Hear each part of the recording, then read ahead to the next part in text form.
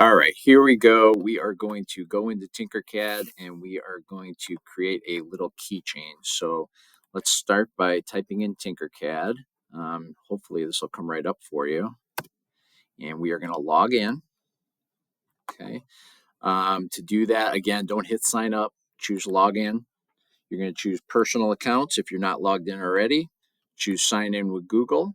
You may have to type your email and password.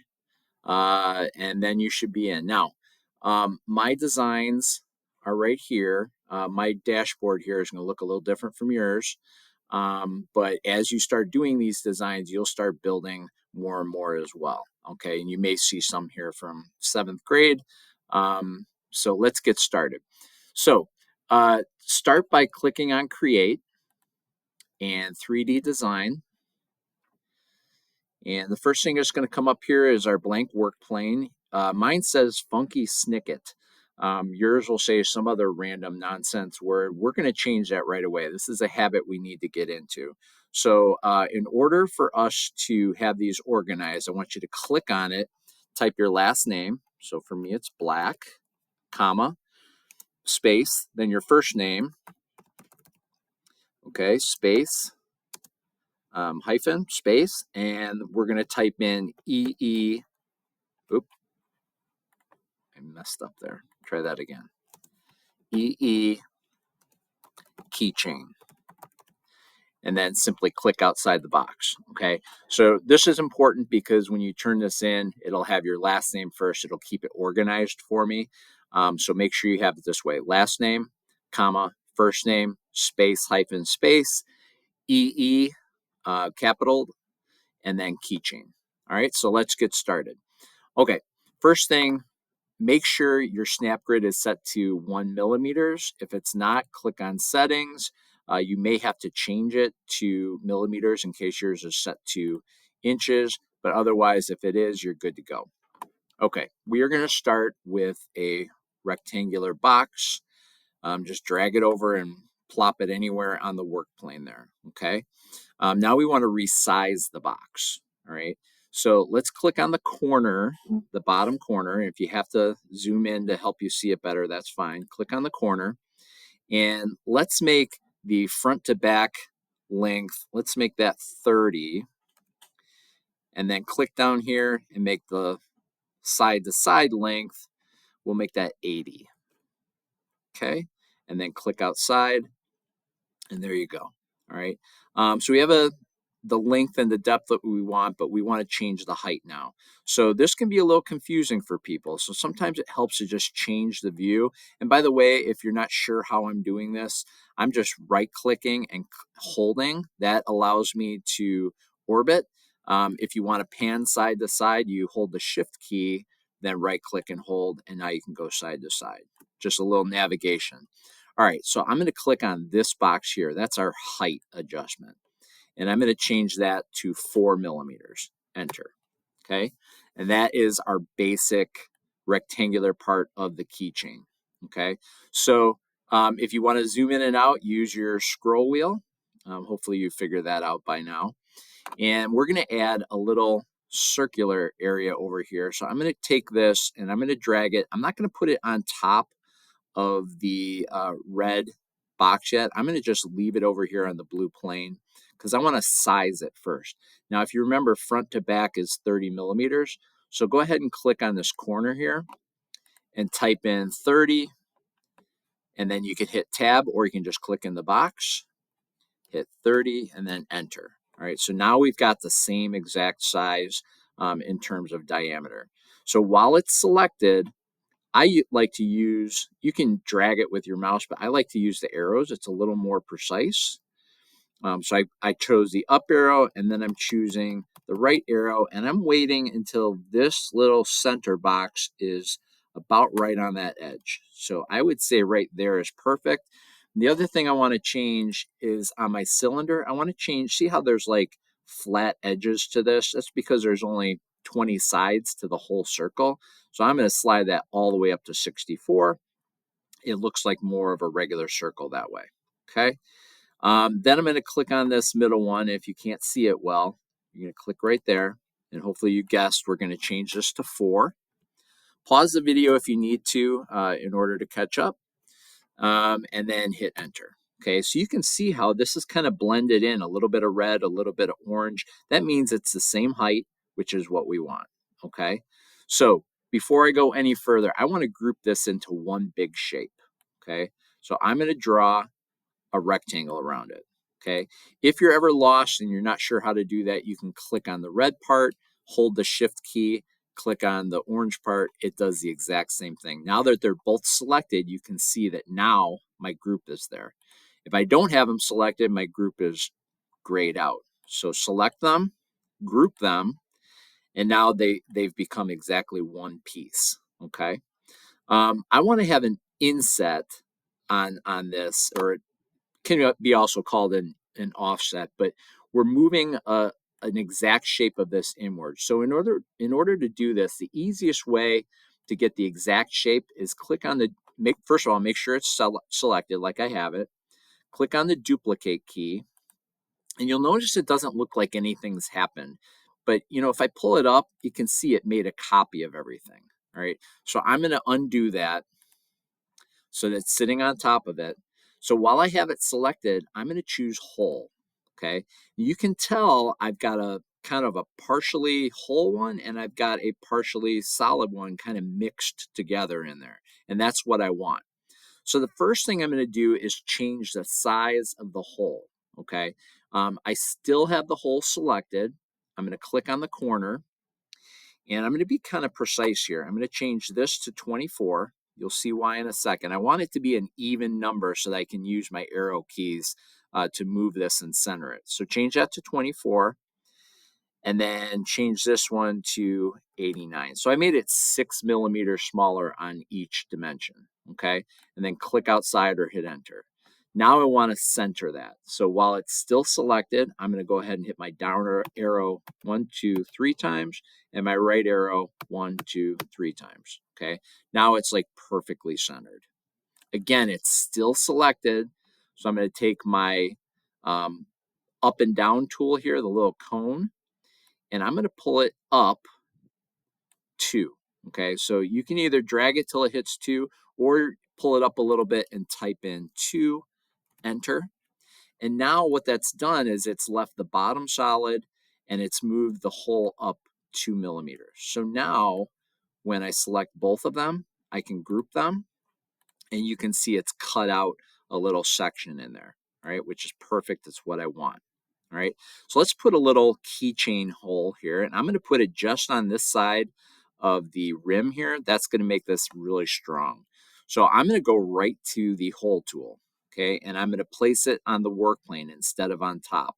All right, I'm going to change the size of it, click on the corner, change this to 4, change this to 4, enter.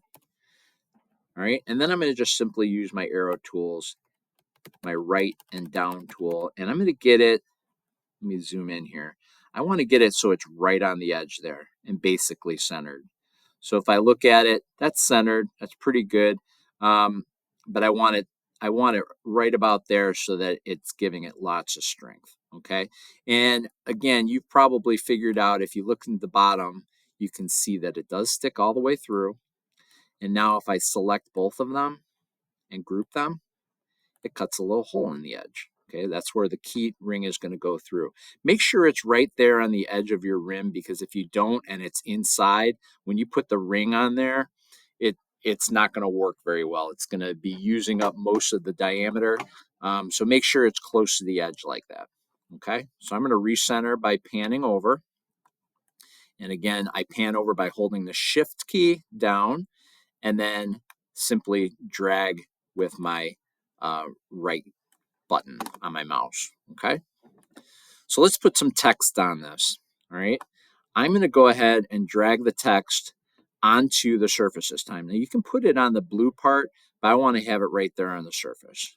Okay. Now my text, I'm going to use my name. Your text is going to be your name. Some of you have a very short name. Some of you have a very long name. So the way we size this is going to be different from person to person. But I'm going to go ahead and, excuse me, make sure it's selected. Click on the text. I'm going to delete what's there, and I'm going to write Marty. which is what I go by. And then I want to change the size of it. So what I'd like everyone to do is have the same depth, but you're obviously going to change the length of it depending on the length of your name. So for the depth, let's change that to 20. Okay. And then for the length, I'm going to put 50. And you'll see why in a minute. I want to leave a little space over here for an object. For me, that works. If you have a longer name, like twice as many letters, you might need to put 20 by, say, 25 or even 30.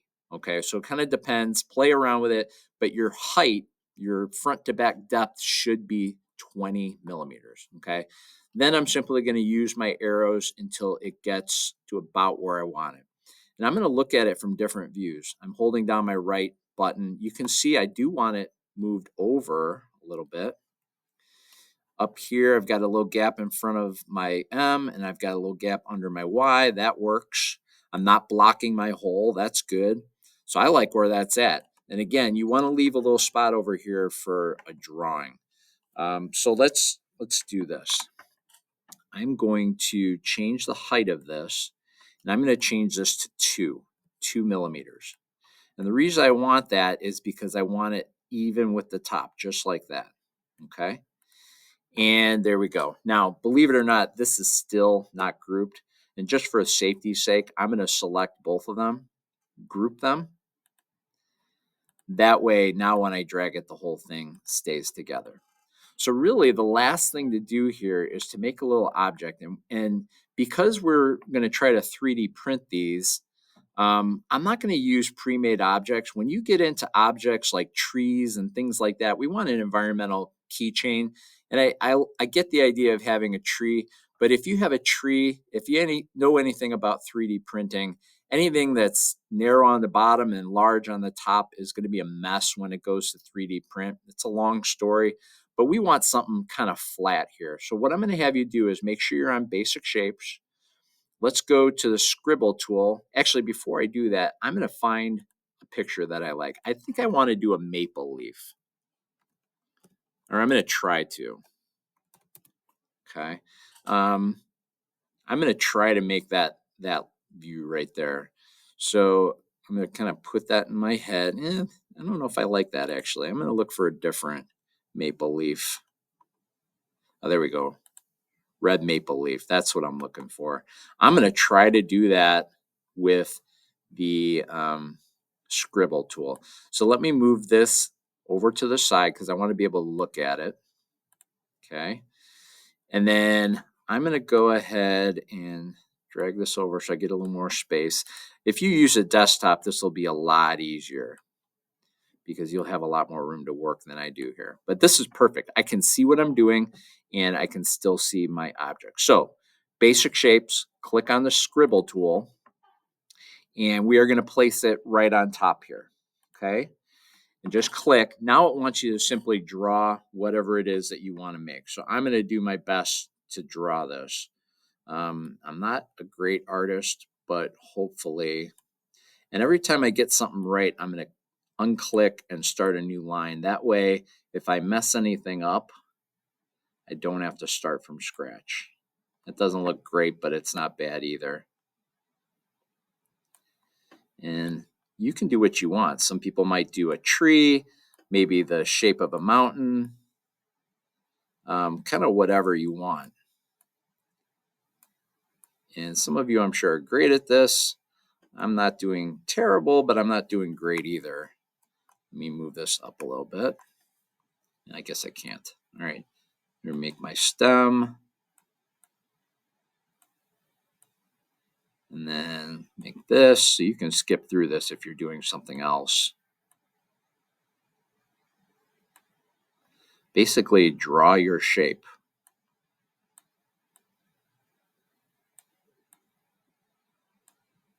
It's not great, but it's not bad either. All right, I'm good with that. It looks like a maple leaf, sort of. If you screw any of that up, you can hit Control Z to fix it. In fact, I'm going to fix it because I didn't like that. So let me see. Let me try this again. Like this, like this. And that's actually worse. Try that again. Yeah, it's not bad. Good enough. All right, so there's my maple leaf. I'm going to click down here at done. Let me move this out of the way. I can actually close this now. Make this whole. All right, I'm going to click on done. Okay, you can see right now it's way too large. So what I'm going to do is click on the corner here, and I'm going to just kind of move this inward. If you hold the shift key while you do this, it'll maintain the right proportions.